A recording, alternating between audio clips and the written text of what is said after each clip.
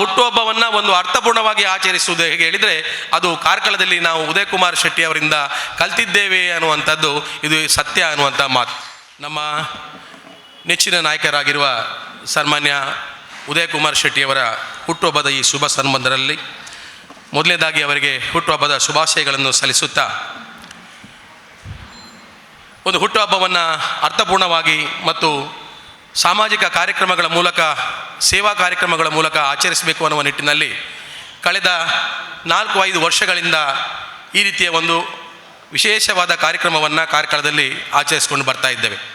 ಪ್ರತಿ ವರ್ಷವೂ ಕೂಡ ಈ ಕಾರ್ಯಕ್ರಮದಲ್ಲಿ ಪ್ರತಿಭಾನ್ವಿತ ವಿದ್ಯಾರ್ಥಿಗಳನ್ನು ಗೌರವಿಸುವುದು ಮತ್ತು ಅವರಿಗೆ ವಿದ್ಯಾರ್ಥಿ ವೇತನಗಳನ್ನು ನೀಡುವುದು, ಹಾಗೆ ರಕ್ತದಾನ ಶಿಬಿರ, ವೈದ್ಯಕೀಯ ನೆರವು, ಇದೇ ರೀತಿಯಾಗಿ ವೈದ್ಯಕೀಯ ತಪಾಸಣೆ, ಹೀಗೆ ಅನೇಕ ಸೇವಾ ಕಾರ್ಯಗಳನ್ನು ಕಳೆದ 4-5 ವರ್ಷಗಳಿಂದ ಮಾನ್ಯ ಉದಯ್ ಕುಮಾರ್ ಶೆಟ್ಟಿಯವರ ಒಂದು ಮಾರ್ಗದರ್ಶನದಲ್ಲಿ ಅವರ ಅಭಿಮಾನಿ ಬಳಗ ಮತ್ತು ಪಕ್ಷದ ವತಿಯಿಂದ ನಾವು ಆಚರಿಸಿಕೊಂಡು ಬರ್ತಾ ಇದ್ದೇವೆ ಅಂತ ಹೇಳಿಕ್ಕೆ ನಾನು ತುಂಬ ಹೆಮ್ಮೆ ಪಡ್ತೇನೆ.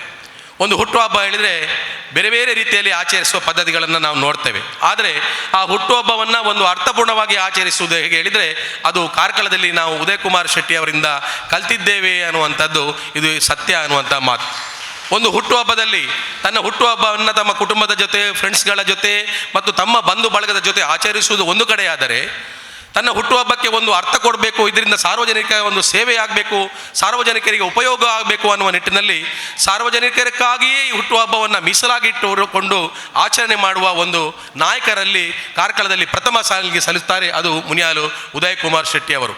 ಅವರ ಮನಸ್ಸು, ಅವರ ಹೃದಯ ಯಾವತ್ತೂ ಬಡ ಜನರ ಪರವಾಗಿ, ಜನಸಾಮಾನ್ಯರ ಪರವಾಗಿ ಮಿಡಿಯುವ ಅವರ ಹೃದಯ ಇವತ್ತು ಅವರಿಗೆ ಸೇವೆ ಮಾಡುವ ಮೂಲಕ ತನ್ನ ಹುಟ್ಟುಹಬ್ಬವನ್ನು ಆಚರಿಸ್ತೇನೆ ಅನ್ನುವ ರೀತಿಯಲ್ಲಿ ಆಚರಿಸುವುದು, ಇದು ಒಂದು ರಾಜಕಾರಣಿಗಳಿಗೂ ಕೂಡ ಮಾದರಿ ಕಾರ್ಯಕ್ರಮ ಅಂತ ನಾನು ಭಾವಿಸ್ತೇನೆ.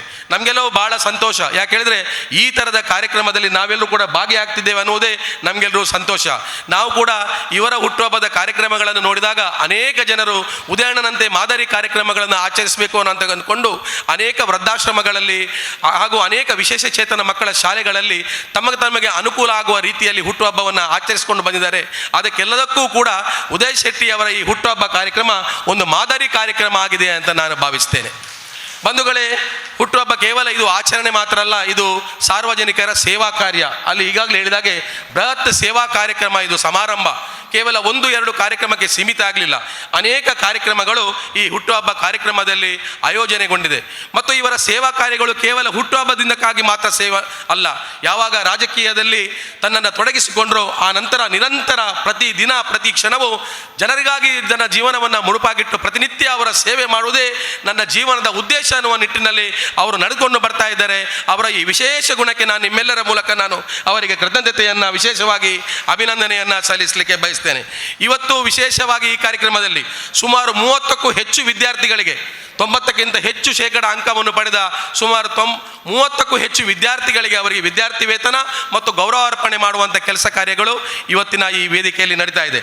ಅದರ ಜೊತೆಯಲ್ಲಿ ಕಾರ್ಕಳ ತಾಲೂಕಿನಲ್ಲಿ ಶೇಕಡ 100ಕ್ಕಿಂತ 100 ಫಲಿತಾಂಶ ಬಂದಿರುವ ಸರ್ಕಾರಿ ಶಾಲೆಗಳು, ಇವತ್ತು ಸರ್ಕಾರಿ ಶಾಲೆಗಳನ್ನು ತಿರಸ್ಕಾರ ಮಾಡುವ ಜನರು ತಿರಸ್ಕಾರ ಮಾಡ್ತಿರುವ ಸಂದರ್ಭದಲ್ಲಿ 100 ಫಲಿತಾಂಶವನ್ನು ಬಂದಿರುವ ಸರ್ಕಾರಿ ಶಾಲೆಗಳನ್ನು ಗೌರವಿಸಬೇಕು, ಗುರುತಿಸಬೇಕು, ಅವರಿಗೂ ಪ್ರೋತ್ಸಾಹ ಕೊಡಬೇಕು ಅನ್ನುವ ನಿಟ್ಟಿನಲ್ಲಿ 100 ಫಲಿತಾಂಶ ಬಂದಿರುವ ಸುಮಾರು 28 ಶಾಲೆಗಳನ್ನು ಇವತ್ತು ಅಭಿನಂದಿಸುವ ಕಾರ್ಯಕ್ರಮ ಮತ್ತು ಅವರಿಗೆ ವಿಶೇಷವಾಗಿ ಧನ ಸಹಾಯವನ್ನು ಮಾಡುವಂಥ ಕಾರ್ಯಕ್ರಮ ಕೂಡ ಈ ಹುಟ್ಟುಹಬ್ಬದ ಕಾರ್ಯಕ್ರಮದಲ್ಲಿ ಇದೆ ಅನ್ನುವಂಥದ್ದು ಒಂದು ವಿಶೇಷತೆ ಅಂತ ಹೇಳಲಿಕ್ಕೆ ನಾನು ಬಯಸ್ತೇನೆ.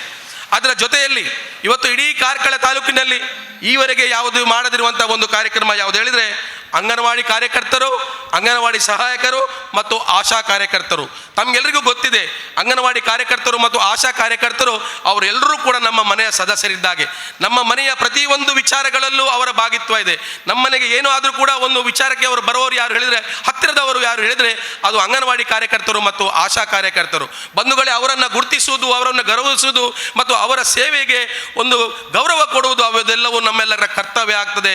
ಅದನ್ನು ಮನಗೊಂಡು ಇವತ್ತು ಉದಯಣ್ಣ ಈ ಬಾರಿಯ ನನ್ನ ಹುಟ್ಟುಹಬ್ಬ ಒಂದು ವಿಶೇಷ ರೀತಿಯಲ್ಲಿ ಆಚರಣೆ ಮಾಡಬೇಕು ಅನ್ನುವ ನಿಟ್ಟಿನಲ್ಲಿ ಅಂಗನವಾಡಿಯ 232 ಕಾರ್ಯಕರ್ತರು, ಅಂಗನವಾಡಿಯ 224 ಸಹಾಯಕಿಯರು, ಅವರ ಜೊತೆಯಲ್ಲಿ 166 ಆಶಾ ಕಾರ್ಯಕರ್ತರು, ಒಟ್ಟಾಗಿ 630 ಜನರಿಗೆ ಆರೋಗ್ಯ ಕಾರ್ಡನ್ನು ಕೊಡುವಂಥ ಒಂದು ವಿಶೇಷ ಕಾರ್ಯಕ್ರಮ ಕಾರ್ಕಳದಲ್ಲಿ ಯಾರಾದರೂ ಹಮ್ಮಿಕೊಂಡಿದ್ರೆ ಅದು ಉದಯ್ ಕುಮಾರ್ ಶೆಟ್ಟಿ ಅವರು ಅಂತ ಹೇಳಲಿಕ್ಕೆ ನಾನು ತುಂಬ ಹೆಮ್ಮೆ ಪಡ್ತೇನೆ. ಅದರಲ್ಲೊಂದು ವಿಶೇಷತೆ ಇದೆ. ಅವರಿಗೆಲ್ಲರಿಗೂ ಕೂಡ ಆರೋಗ್ಯ ಕಾರ್ಡ್ ಕೊಡಬೇಕು ಅಂತ ಅವರ ಡೀಟೇಲ್ಸ್ಗಳನ್ನೆಲ್ಲ ನಾವು ತೆಗೆದುಕೊಂಡಾಗ ರಾತ್ರಿ ಅವರಿಗೆ ಮಲಗಿದಾಗ ಏನು ಇನ್ನು ಹೊಸ ಆಲೋಚನೆ ಬಂತೇನೋ, ಬೆಳಗ್ಗೆದ್ದು ಹೇಳ್ತಾರೆ ಕೇವಲ ಅವರಿಗೆ ಮಾತ್ರ ಅಲ್ಲ ಅವರ ಕುಟುಂಬದವರಿಗೂ ಕೂಡ ಈ ಆರೋಗ್ಯ ಕಾರ್ಡ್ನ ಉಪಯೋಗ ಆಗಬೇಕು, ಅದರಿಂದ ಅವರ ಮನೆಯವರೆಲ್ಲ ಡೀಟೇಲ್ಸನ್ನು ಪಡೀರಿ ಅಂತ ಹೇಳಿ ಇವತ್ತು ಆ ಆಶಾ ಕಾರ್ಯಕರ್ತರು, ಅಂಗನವಾಡಿ ಕಾರ್ಯಕರ್ತರು, ಅಂಗನವಾಡಿಯ ಸಹಾಯಕರ ಜೊತೆಯಲ್ಲಿ ಅವರ ಮನೆಯವರಿಗೂ ಕೂಡ ವಿಶೇಷವಾದ ಈ ವಿಮಾ ಪಾಲಿಸಿಯನ್ನು ಕೊಡುವಂಥ ಕೆಲಸವನ್ನು ಅವರು ಮಾಡಿದ್ದಾರೆ. ಹಾಗಾಗಿ ಅವರ ವಿವರಗಳನ್ನು ತೆಗೆದುಕೊಳ್ಳುವಾಗ ಸ್ವಲ್ಪ ತಡ ಆದ್ರಿಂದ ಇವತ್ತು ಸಾಂಕೇತಿಕವಾಗಿ ಅವರಿಗೆ ಚೆಕ್ಕನ್ನು ವಿತರಿಸುವ ಕೆಲಸ ಮಾಡಿ ಪ್ರತಿಯೊಬ್ಬ ಆಶಾ ಕಾರ್ಯಕರ್ತರಿಗೆ, ಅಂಗನವಾಡಿ ಕಾರ್ಯಕರ್ತರಿಗೆ ನಿಮ್ಮ ಮನೆಗೆ ಆ ಕಾರ್ಡನ್ನು ಮುಟ್ಟಿಸುವಂಥ ಕೆಲಸವನ್ನು 2-3 ದಿವಸಗಳಲ್ಲಿ ಮಾಡ್ತೇವೆ ಅನ್ನುವಂಥ ವಿಚಾರವನ್ನು ಈ ಸಂದರ್ಭದಲ್ಲಿ ಹೇಳಲಿಕ್ಕೆ ಇಚ್ಛೆ ಪಡ್ತೇನೆ. ಅದರ ಜೊತೆಯಲ್ಲಿ ಬಂಧುಗಳೇ, ರಕ್ತದಾನ ಶಿಬಿರ, ರಕ್ತದಾನಕ್ಕಿಂತ ದೊಡ್ಡ ದಾನ ಇಲ್ಲ ಅಂತ ಹೇಳ್ತಾರೆ. ನಾವು ಅನೇಕ ವರ್ಷಗಳಿಂದ ಸನ್ಮಾನ್ಯ ಗೋಪಾಲ ಭಂಡಾರಿ ಅವರ ಸವಿ ನೆನಪಿನಲ್ಲಿ ಕೂಡ ರಕ್ತದಾನವನ್ನು ಮಾಡ್ತಾ ಬಂದಿದ್ದೇವೆ. ಉದಯಣ್ಣನ ಹುಟ್ಟುಹಬ್ಬದ ಪ್ರಯುಕ್ತ ಪ್ರತಿ ವರ್ಷ ರಕ್ತದಾನವನ್ನು ಮಾಡಿ ಬಡ ಯಾರಿಗೆ ರಕ್ತದ ಅಗತ್ಯ ಇದೆ ಅವರಿಗೆ ರಕ್ತದ ಅವಶ್ಯಕತೆಯನ್ನು ಪೂರೈಸುವ ನಿಟ್ಟಿನಲ್ಲಿ ಆ ಕೆಲಸಗಳನ್ನು ಮಾಡ್ತಾ ಇದ್ದೇವೆ. ಇವತ್ತು ಆ ರಕ್ತದಾನ ಶಿಬಿರವು ಕೂಡ ಕೆಳಗಿನ ಹಾಲ್ನಲ್ಲಿ ಉದ್ಘಾಟನೆ ಆಗಿದೆ. ಒಳ್ಳೆಯ ರೆಸ್ಪಾನ್ಸ್ ಕೂಡ ಕಾರ್ಯಕರ್ತರಿಂದ ಮತ್ತು ಸಾರ್ವಜನಿಕರಿಂದ ಸಿಕ್ಕಿದೆ. ಅದರ ಜೊತೆಯಲ್ಲಿ ವೈದ್ಯಕೀಯ ತಪಾಸಣೆ, ಹೃದಯ ರೋಗ, ಕಣ್ಣಿನ ತಪಾಸಣೆ, ಸಮಗ್ರ ಆರೋಗ್ಯ ತಪಾಸಣೆಯನ್ನು ಕಾರ್ಕಳದ ಪ್ರತಿಷ್ಠಿತ ರೋಸ್ಟ್ರಿ ಸಂಸ್ಥೆಯ ಮೂಲಕ ಮಾಡುವಂಥ ಕೆಲಸ ಕಾರ್ಯಗಳನ್ನು ಕಳೆದ ನಿರಂತರ 4-5 ವರ್ಷಗಳಿಂದ ಮಾಡ್ತಾ ಬಂದಿದ್ದೇವೆ. ಅದು ಇವತ್ತು ಕೂಡ ನಡೀತಾ ಇದೆ. ಅದರ ಜೊತೆಯಲ್ಲಿ ಮಹಿಳೆಯರಿಗಾಗಿ ಬೇಕಾಗುವ ಅನೇಕ ವಿಶೇಷ ಸಮಸ್ಯೆಗಳಿಗೆ ಆ ತಪಾಸಣೆಯನ್ನು ಆಳ್ವಾಸ್ ಹೆಲ್ತ್ ಸೆಂಟರ್ ಅವರ ಮೂಲಕ ಇವತ್ತು ಕೆಳಗಿನ ಹಾಲ್ನಲ್ಲಿ ನಡೀತಾ ಇದೆ. ಹಾಗೆ ಅನೇಕ ವಿಚಾರಗಳು, ಯಾವಾಗ ವಿದ್ಯಾರ್ಥಿಗಳು ಸಹಾಯದ ನಿರೀಕ್ಷೆಯನ್ನು ಇಟ್ಕೊಂಡು ಅವರ ಜೊತೆ ಬಂದಿದ್ದರೋ ಯಾವತ್ತೂ ಅವರನ್ನು ನಿರಾಶೆ ಮಾಡಿ ಕಳಿಸಿದ್ದಲ್ಲ. ಯಾವಾಗ ವೈದ್ಯಕೀಯ ನೆರವಿನ ಅಗತ್ಯತೆಯನ್ನು ಕಂಡು ಸಾರ್ವಜನಿಕರು ಅವರ ಬಳಿ ಬರ್ತಾರೋ ಅವರನ್ನು ನಿರಾಶೆ ಮಾಡಿ ಅವರು ಕಳಿಸಿದ್ದಲ್ಲ.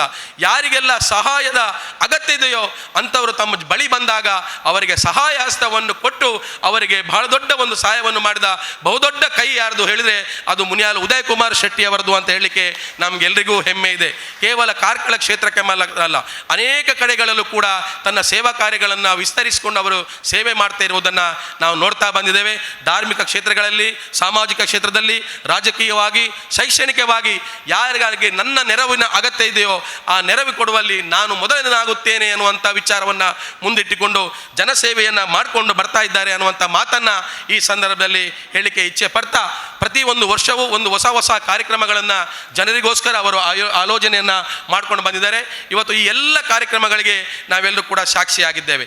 ಅವರಿಗೆ ಇನ್ನಷ್ಟು ಈ ಕೆಲಸ ಕಾರ್ಯಗಳನ್ನು ಮಾಡುವ ಶಕ್ತಿ ಆ ಭಗವಂತ ಇನ್ನಷ್ಟು ಕೊಡಬೇಕು. ಈ ಸಮಾಜದ ಪ್ರತಿಯೊಬ್ಬ ವ್ಯಕ್ತಿಗೂ ಯಾರಿಗೆಲ್ಲ ಸಹಾಯದ ಅಗತ್ಯ ಇದೆ ಅಂಥ ಎಲ್ಲ ವ್ಯಕ್ತಿಗಳಿಗೆ ಕೂಡ ಅವರ ಸಹಾಯ ಸಿಗುವಂಥ ಒಂದು ಭಾಗ್ಯ ಆ ದೇವರು ಕರುಣಿಸಬೇಕು. ಅವರ ಕೈಯ ಮೂಲಕ ಮಾಡುವಂಥ ಅವಕಾಶ ದೇವರು ಕರುಣಿಸಲಿ ಅನ್ನುವಂಥ ಪ್ರಾರ್ಥನೆಯನ್ನು ಈ ಸಂದರ್ಭದಲ್ಲಿ ಮತ್ತಷ್ಟು ಅವರಿಗೆ ಶಕ್ತಿಯನ್ನು ಕೊಡುವಂಥದ್ದು, ರಾಜಕೀಯವಾಗಿ ಎಲ್ಲ ರೀತಿಯಲ್ಲಿ ಸಾಮಾಜಿಕವಾಗಿ ಹೆಚ್ಚು ಶಕ್ತಿಯನ್ನು ಅವರಿಗೆ ಕೊಡುವಂಥ ಕೆಲಸ ನಮ್ಮಿಂದ ಆಗಲಿ. ಉದಯಣ್ಣನ ಕೈಯನ್ನು ನಾವು ಬಲಿಪಡಿಸುವ ನಿಟ್ಟಿನಲ್ಲಿ ನಾವೆಲ್ಲರೂ ಕೂಡ ಅವರಿಗೆ ಸಹಕರಿಸೋಣ, ಆಶೀರ್ವದಿಸೋಣ. ಗುರು ಹಿರಿಯರ ಆಶೀರ್ವಾದ ಅವರಿಗೆ ಇರಲಿ ಅನ್ನುವಂಥ ಮಾತನ್ನು ಈ ಸಂದರ್ಭದಲ್ಲಿ ಹೇಳ್ತಾ